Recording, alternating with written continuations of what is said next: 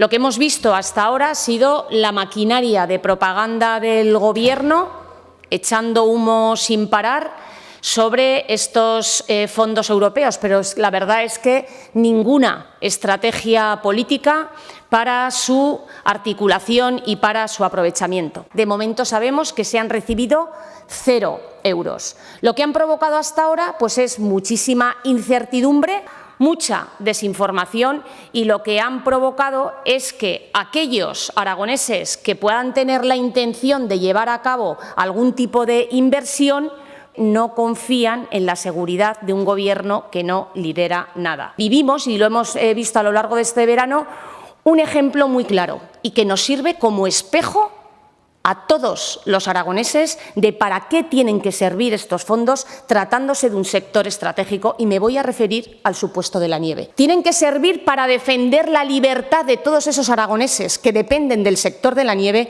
de quedarse a vivir en sus pueblos. No puede ser que estemos hablando de afrontar el reto demográfico y que no estemos haciendo nada por fomentar que todos esos aragoneses que han crecido, que han empeñado su vida, que han dedicado su vida a generar allí una actividad, en estos momentos se vean obligados a marcharse. Esto no es un problema actual, coyuntural, es un problema estructural. Lo que no podemos consentir es que una vez más este Gobierno, como ha pasado con todos aquellos aragoneses alrededor de la actividad de la térmica, se sientan abandonados y sientan que su Gobierno les ha dejado tirados. Y eso nos preocupa. El Gobierno lo que no puede hacer es cercenar el derecho a los aragoneses y de muchas generaciones a escribir su propio futuro, y lo están haciendo.